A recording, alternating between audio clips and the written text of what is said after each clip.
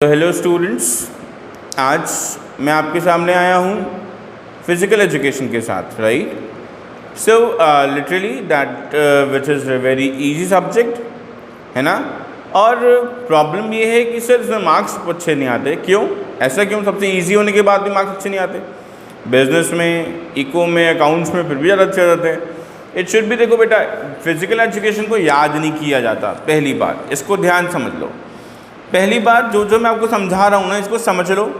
बस इतना जो आप मैंने आपको समझाना है, बस वही आप अगर लिख के आ जाओगे ना, that is perfect for you, right. So actually में जो योगा, आज मैं जो चैप्टर शुरू करने जा रहा हूँ वो योगा चैप्टर है।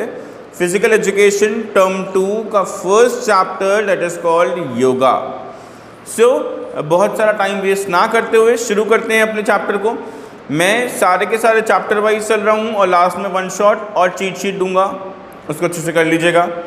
फिर से बोल रहा हूँ, हर एक point we are going for NCERT based. आप एग्ज़ाम पेपर हमारी वीडियो से बाहर नहीं जाने वाला है। जैसे ना अकाउंट्स में गया, ना इको में गया, ना बीएस में गया, ऐसे ही इसमें भी नहीं जाने वाला है। तो बी श्योर कि ढंग से अच्छे से सिर्फ समझ लो, राइट। इतने में ही क्या हो जाना है, कल्याण हो जाना है, मतलब फुल मार्क्स आ जाने इतने में, राइट। तो एग्ज़ाम आपको पता ही 35 मार्क्स का पेपर होगा। तो अभी हम लोग जो स्टार्ट करने जा रहे हैं उसको थोड़ा ध्यान से सुन लीजिए। मैं स्टार्ट कर रहा हूँ सबसे पहले योगा से, right. Yoga actually means to unite. Actually yoga means a sense और exercise which relax our body, और आत्मा से परमात्मा का मिलन। क्या? Meeting of inner soul of body with God, a energy called omnipotent, omniscient, omnipresent, right. So it is a part of meditation, भी एक इसका पार्ट है। मेडिटेशन की अगर हम बात करें तो वो क्या है, वो यही तो है, that is we say that आत्मा से परमात्मा का मिलन। तो एक्चुअली में इसमें जो टर्म है योगा, उससे बहुत कुछ नहीं, आपको एक नंबर की डेफिनेशन आ सकती है, जो मैंने आपको बताया कि आप एक नंबर की डेफिनेशन में लिख सकते हो।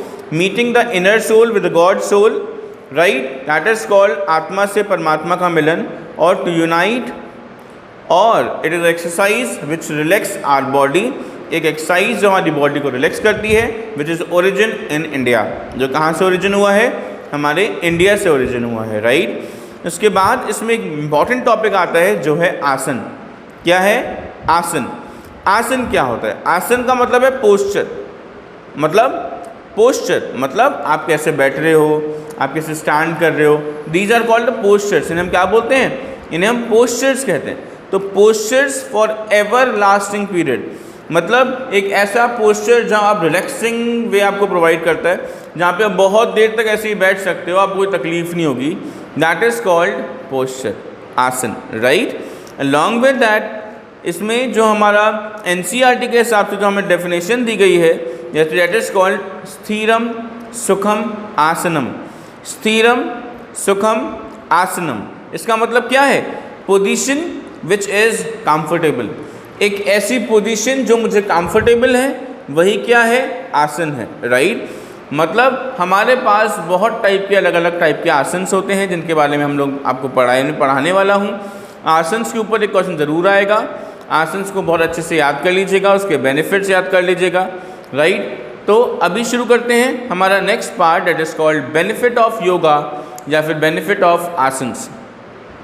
अगर ये बेनिफिट ऑफ योगा के नाम से आ जाए तब भी आपको यही देना है, और अगर बेनिफिट ऑफ आसन के नाम से आ जाए तब भी आप यही लिखने वाले हो। क्या? जो बहुत सिंपल से हैं। जैसे अगर हम बात करें बेनिफिट्स ऑफ योगा की, या फिर हम बात करते हैं बेनिफिट्स ऑफ आसन्स की, जिसमें हम सबसे पहला कहेंगे bones and joints become strong. जब आप योगा करते हो या पर्टिकुलर पोस्चर्स में बैठते हो, आसन्स करते हो, तो उससे क्या होता है? हमारी बॉडी के जो बोन्स हैं और जॉइंट्स हैं वो कैसे बनते हैं? स्ट्रॉन्ग बनते हैं, है ना। दूसरा, मसल्स बिकम स्ट्रॉन्ग। हमारी मसल्स कैसी होती हैं? स्ट्रॉन्ग। जनरली हम लोग इतने बिजी हो गए अपनी लाइफ में कि हम लोग को उठने बैठने, अगर आप देखो घंटे घंटे, अगर बच्चे को भी देख लो, अगर आप अपने आप को ही देख लो, तो आप अगर कोई गेम खेलो तो आप पता पड़ा 2-2 3-3 घंटे हो गए एक ही पोजीशन पर, कुर्सी पे बैठे हो, एक ही पोस्चर पे बैठे हो। इससे क्या हो रहा है, हमारी बॉडी को जो हमारी बॉडी के हर एक पार्ट को जो मूवमेंट चाहिए वो नहीं मिल पा रहा है। लेकिन अगर आप आसन और योगास करते हो तो उसमें आपके बॉडी को रिलैक्स मिलता है, जिसे हम बोलते हैं मसल्स क्या बन जाती हैं, स्ट्रॉन्ग। तो मसल्स बिकम स्ट्रॉन्ग। पहला पार्ट क्या बताया, पहला बेनिफिट क्या बताया, bones and joints become strong. दूसरा पॉइंट क्या है, muscles becomes strong, right. Third है circulation of body becomes normal, मतलब circulation of body becomes normal. जैसे हम लोग क्या करते हैं हमारी डेली लाइफ में, जैसे सपोज करो कि हम कंप्यूटर पे वक्त ज़्यादा बिताते हैं या फ़ोन पे वक्त ज़्यादा बिताते हैं, तो हम एक पोस्चर पे बैठते हैं, ठीक है। जब हम एक ही पोस्चर पे बैठते हैं तो कुछ पार्ट हमारा है, जैसे मैं चेयर पे अगर बैठा हूँ तो अब चेयर पे बैठने के बाद मेरा कुछ पार्ट है जो चेयर से टकरा रहा होगा, चेयर से टच हो रहा होगा। जब वो चेयर से टच हो रहा है ना, एट दैट टाइम उस पर्टिकुलर पार्ट में ब्लड तो पहुँच ही नहीं पा रहा। अब मैं घंटों घंटों एक ही पोजीशन पे बैठा हूँ तो क्या होने लगेगा, उस पार्ट को प्रॉब्लम क्रिएट होने लगेगी, जिसको हम बोलते हैं कि अगर आप बार बार आसन करते हो, योगा करते हो, तो आपको पूरा का पूरा बॉडी में सर्कुलेशन फ्लो अच्छे से होता रहता है। जो पार्ट जम गए हैं या फिर जिन पार्ट्स में ब्लड नहीं पहुंच पा रहा है वहाँ तक भी ब्लड पहुंचता है अगर आप क्या करते हैं, योगा। दूसरी बात कि आपके डेड सेल्स को एक्टिव बनाता है योगा। देखो एक लंबी सांस अंदर लो, कैसे ली, तो जैसे जितनी लंबी सांस अंदर लेकर रोकोगे, कमरे में नहीं, रूम में नहीं, जैसे किसी गार्डन में पहुँचे, किसी पार्क में पहुँचे जहाँ पे ग्रासेस हैं, है ना, बहुत सारे पेड़ पौधे, वहाँ पे अगर लंबी सांस लेके रोकोगे तो आपकी जो हमने जो सांस ली है, जो हमने ब्रीथ किया है, इनहेल किया है, वो हमारी बॉडी के हर एक सेल तक पहुँचती है। जब आप बहुत देर तक उसको रखते हो ना तो वो पूरी बॉडी के सेल तक पहुँचती है। और हम क्या करते हैं, इससे क्या हो रहा है, हम ब्रीथ इनहेल कर रहे हैं और एक्सहेल कर रहे हैं, इनहेल कर रहे हैं, एक्सहेल कर रहे हैं। इससे क्या हो रहा है, बॉडी के वो हर एक पार्ट तक नहीं पहुंच पा रहा। तो एक्चुअली में जो योगा है, जो आसन्स हैं, ये हमारी बॉडी के क्या करते हैं, डेड ब्लड सेल्स को भी क्या करते हैं, इम्प्रूव करते हैं। कौन, योगा। तो अगर हम डेली योगा करेंगे तो क्या होगा, हमें बहुत बेनिफिट होगा, है ना। और रेस्पिरेटरी ऑर्गन्स बिकम एफिशिएंट, जो मैंने अभी आपको बताया, और डाइजेस्टिव सिस्टम इंक्रीज होता है। ऐसे बहुत सारे ऐसे भी आसन्स हैं, ऐसे योगाएं हैं जिसमें जैसे कॉन्स्टिपेशन का प्रॉब्लम अगर लोगों को रहता है, आजकल बहुत ज़्यादा कॉन्स्टिपेशन का प्रॉब्लम लोगों को रहता है, तो उन एक्सरसाइज को करने से कॉन्स्टिपेशन की प्रॉब्लम दूर हो जाती है। और कुछ ऐसे पोजीशंस हैं, कुछ ऐसे पोस्चर्स हैं जिनको खाना खाने के बाद अगर आप उस पर्टिकुलर पोस्चर में बैठते हो, या खाना खाते वक्त आप किस पोस्चर में बैठते हो, उसका भी एक बहुत बड़ा पार्ट है डाइजेशन से रिलेटेड, ठीक है। तो अगर आपका प्रॉपर आप आसन योगास कर रहे हो तो आपका जो डाइजेशन सिस्टम है वो भी कैसा हो जाएगा, बहुत ही ज़्यादा इम्प्रूव हो जाएगा। आपके इम्यून सिस्टम को बहुत स्ट्रॉन्ग करता है, कौन, आपका योगा या फिर आपके आसन्स। मतलब इम्यून सिस्टम कैसे इम्प्रूव करता है, सर इम्यून सिस्टम को तो वैक्सीन करता है ना, जो मोदी जी ने लगाई थी, है ना। अरे एक्चुअली देखो वो भी है, बट यहाँ पर हम लोग, वो तो आर्टिफिशियल पार्ट हो गया, है ना। हमारी बॉडी के पार्ट में WCs होते हैं ना, वाइट ब्लड सेल्स, वो क्या करते हैं, वो हमारी बॉडी में आने वाली जो डिसीजेज हैं उनसे फाइट करते हैं, है ना। अब मैंने क्या बोला, अगर आप योगा करते हो तो आपकी बॉडी के हर एक पार्ट तक क्या पहुंच रही है, वो ऑक्सीजन पहुंच रही है, जिससे कोई भी सेल डेड नहीं हो रहा, सब कुछ एक्टिव है ना। तो जैसी कोई डिसीज़ और कोई डिसीज़ वायरस हमारे यहाँ पे जा रहा है तो क्या करेंगे, हमारे वाइट ब्लड सेल से फाइट करेंगे, उसको बाहर भगा देंगे, है ना, उसको मार के भगा देंगे, है ना। तो हमारी बॉडी के इम्यून सिस्टम को अच्छा करता है कौन, हमारे आसन्स और योगास, राइट। अब नेक्स्ट टॉपिक पे चलते हैं। ओके, तो अब हमारा नेक्स्ट टॉपिक है ओबेसिटी। अब ये ओबेसिटी क्या है, ओबेसिटी मोटापा। एक्चुअली मोटापा नहीं, हम ये बोल सकते हैं कि एक पर्टिकुलर एक बॉडी में फैट का, एक्सेस फैट का इकट्ठा होना, ये क्या कहलाता है, ये ओबेसिटी कहलाता है, राइट। मतलब एक्सेस फैट का इकट्ठा होना, मतलब देखो अगर हम ओबेसिटी की डेफिनेशन की बात करें तो वी से दैट, हम क्या कह सकते हैं करें, तो ओबेसिटी की डेफिनेशन है, it is the condition of the body in which the amount of fat increases to extreme level, एक फैट का इंक्रीज होना एक्सट्रीम लेवल पर, वही क्या कहलाता है, ओबेसिटी कहलाता है, राइट। एक होता है एक पर्सन हेल्दी है, राइट, लेकिन बहुत अच्छे से काम कर पा रहा है, सब कुछ एक्टिवली पार्टिसिपेट कर रहा है, रोज योगास करता है, आसन करता है, अब एक्टिव है, दैट इज कॉल्ड कि उसके अंदर क्या है, बहुत एनर्जी है और वो अपनी जितना भी एनर्जी को यूज़ कर रहा है। किसी किसी का बॉडी ऐसा होता है कि जैसे लगता है फैटी है, राइट। लेकिन यहाँ पर जो ओबेसिटी की बात चल रही है वो हम पता लगाएंगे BMI से, बॉडी मास इंडेक्स से पता लगाएंगे कि ओबेसिटी किस में कितनी है, राइट। अब ये जो बॉडी मास इंडेक्स है इसका भी एक फॉर्मूला है, क्या, वेट इन केजी, कितने किलोग्राम में आपका वेट है वो, डिवाइडेड बाय हाइट का स्क्वायर। आपको अपनी हाइट निकालनी है मीटर्स में, जो भी हाइट आ रही है उसका स्क्वायर करो और अपने वेट से उसको डिवाइड कर दो। अगर आप ऐसा करते हो तो अभी यहाँ पर हमारे पास 3 कंडीशंस, 3 नहीं 6 कंडीशंस हैं, राइट। क्या क्या है वो कंडीशंस? अगर आप ऐसा करते हो कि अपने वेट को अपनी हाइट के स्क्वायर से क्या करते हो, डिवाइड करते हो, और अगर आपका आंसर 18.5 से कम आता है, इसके ऊपर एक क्वेश्चन जरूर आएगा, 18.5 से अगर कम आता है तो आप कह सकते हो कि यू आर अंडर वेट, आप बहुत ही पतले हो, आपको खाने की ज़रूरत है, राइट, फैट की रिक्वायरमेंट है, राइट। इसी तरीके से अगर आपका BMI बॉडी मास इंडेक्स 18.5 से लेकर 24.9 तक आता है, then you are called normal. सबसे बेस्ट पोजीशन पर हैं आप, है ना, नॉर्मल है एकदम।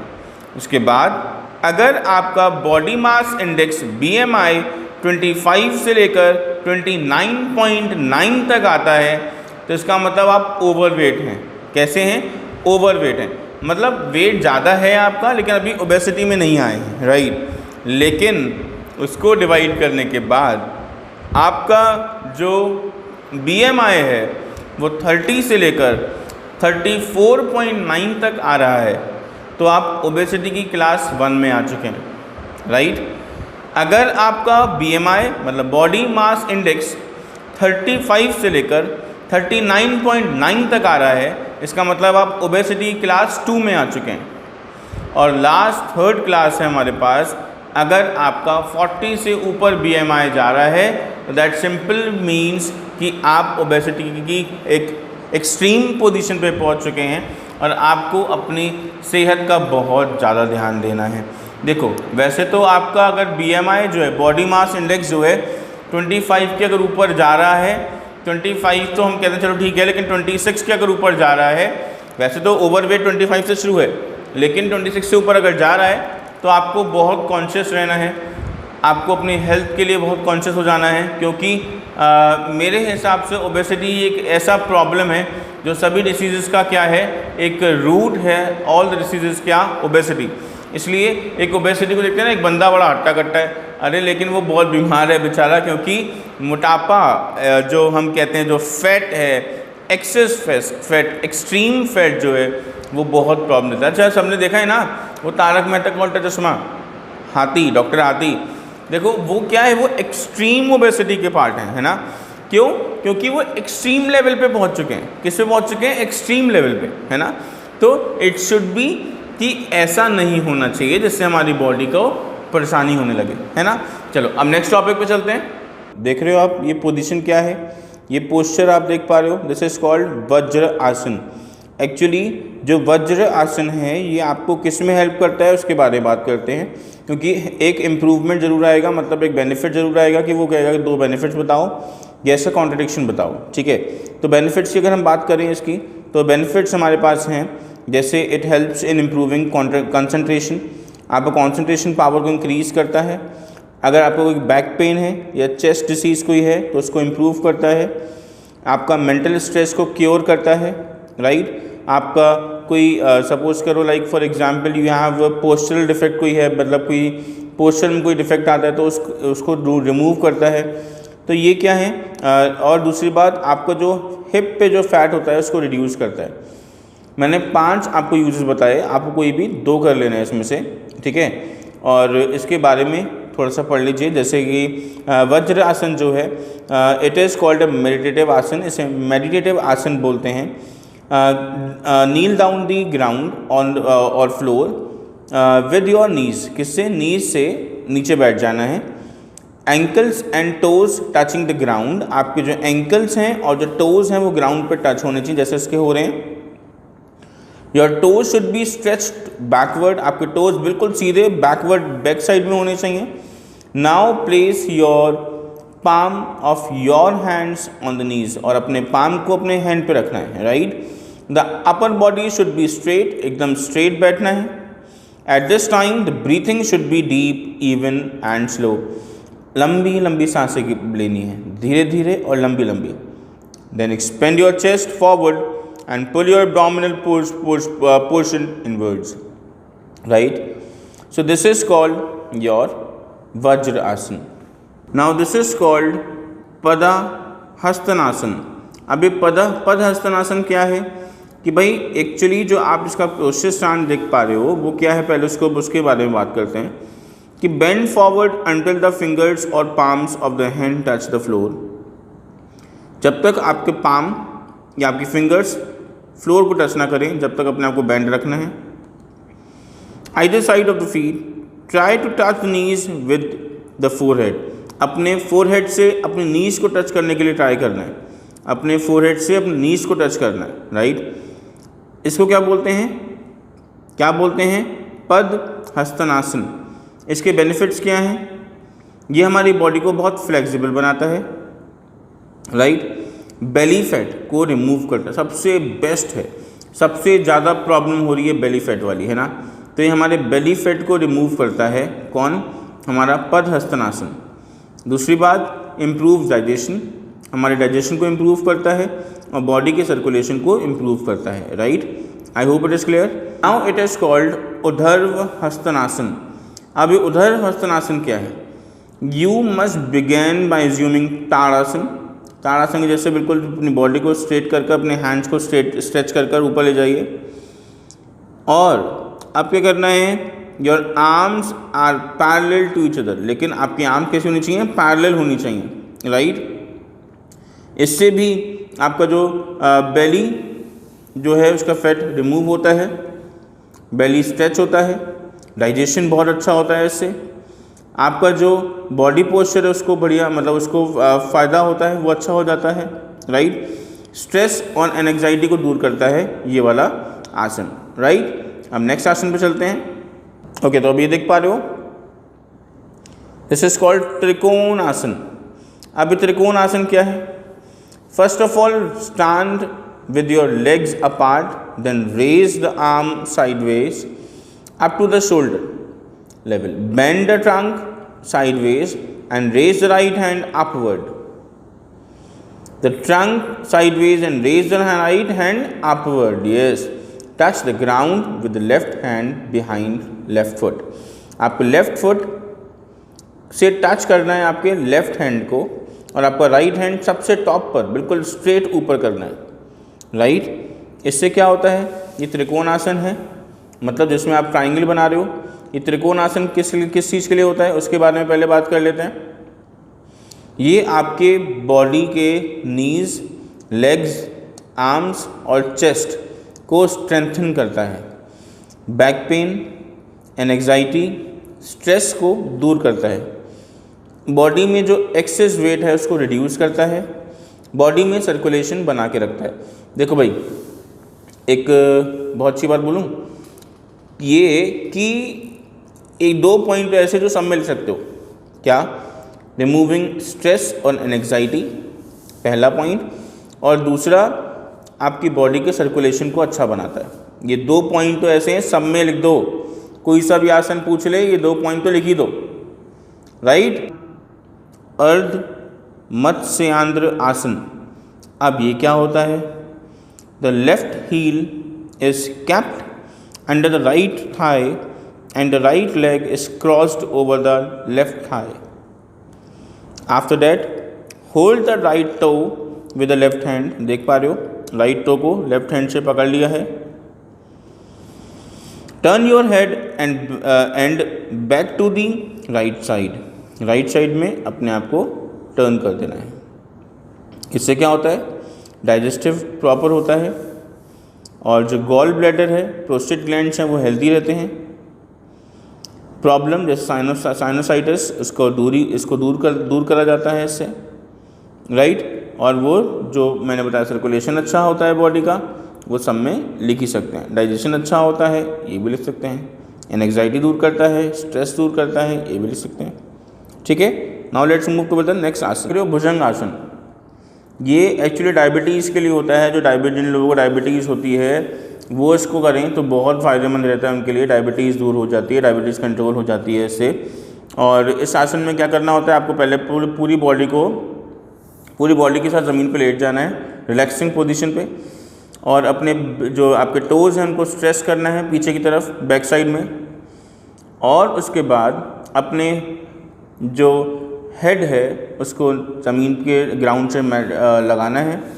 अपने हैंड्स को सीधे खींचना है।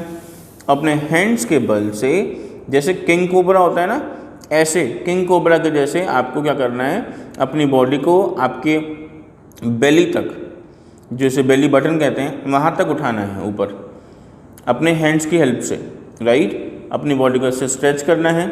इससे आपकी डायबिटीज़ क्या हो जाती है, कंट्रोल हो जाती है, राइट। इसे हम क्या बोलते हैं, भुजंग आसन। अब देखिए, दिस इज कॉल्ड पवन मुक्तासन। अब इसमें क्या होता है, पहली बात तो आपकी बॉडी सर्कुलेशन को अच्छा करता है, राइट। दूसरा, आपके जो फैट में, जो थाइस में, बटक में और एब्डोमिनल एरिया में जो फैट जमा है उसे दूर करता है। एब्डोमिनल मसल्स को स्ट्रेंथन करता है। आपका जो लोअर बैक साइड में जो भी कोई स्ट्रेन या टेंशन है उसको दूर करता है। ये बहुत ही इम्पॉर्टेंट सा, बहुत ही ईजी सा आसन है जिसको आप आराम से रोज़ कर सकते हैं, राइट। चलो अब देखो भाई, ये है सुख आसन, सबसे बेस्ट, सबसे ईजी। अब आप बोलोगे सर इतने आसान है, सुख ही रहेगा और क्या रहेगा, है ना। तो ये सुख आसन है। इसमें क्या होता है, ये बहुत ही ज़्यादा रिलैक्स देता है हमारी बॉडी को। जो हमारा माइंड है उसको बहुत शांत रखता है, एंग्जाइटी दूर करता है, स्ट्रेस दूर करता है, मेंटल फटीग दूर करता है, हमारे बॉडी के पोस्चर को इम्प्रूव करता है, कामनेस बनाता है। हमारी बॉडी के जो मैसेजेस एरियाज़ हैं वहाँ तक मैसेजेस पहुँचाने का जो स्टिमुलेशन का काम है इसको अच्छा इम्प्रूव करता है। ये जो आसन है सबसे बेस्ट आसन है। कुछ नहीं करना, सिर्फ बैठ कर सिर्फ ध्यान करना है ना। सो दिस इज कॉल्ड, कौन सा आसन है ये, सुख आसन। Now this is called very important आसन कॉल्ड चक्र आसन। कौन सा आसन है ये, चक्र आसन है। बहुत इंपॉर्टेंट सा है। क्यों, क्योंकि देखो इससे क्या होता है, हमारा जो बैक पेन है वो दूर होता है। बैक पेन क्या हो जाता है, दूर हो जाता है। ओबेसिटी, मोटापे को दूर करता है। थायराइड ग्लैंड या पेट्यूटरी ग्लैंड में जो प्रॉब्लम है उसे दूर करता है। डिप्रेशन, स्ट्रेस को दूर करता है। सर्कुलेशन को बिल्कुल अच्छा स्मूथ बनाता है। इसलिए चक्रासन जो है कम से कम 3 to 5 मिनट्स रेगुलर करना चाहिए। देखिए, दिस इज कॉल्ड गौमुख आसन। अब ये गौमुख आसन क्या है इसके बारे में हम लोग पढ़ लेते हैं क्योंकि इम्पॉर्टेंट सा है। Sit down on the ground with legs stretch forward. Now fold the left leg at the knees and sit on the left foot. Left foot पे बैठकर जो लेफ्ट लेग है उसे क्या कर देना है, बेंड कर देना है। Fold the right leg and keep the right Thai on the left Thai with the help of your hands. अपने हैंड्स की हेल्प से क्या कर सकते हो आप, दोनों ही अपना जो, देखो बहुत सिंपल सी बात है। पहले अपना फर्स्ट लेग जो आपका राइट लेग है उसे मोड़ो और राइट लेग के ऊपर दूसरा लेग को रखो और फिर उसको बेंड करो। जैसे आपको दिख रहा है पीछे फुट बाहर निकलना चाहिए ऐसे। और उसके बाद अपने दोनों ही हाथों को, राइट और लेफ़्ट को, पीछे अपनी बॉडी के बैक से मिलाइए।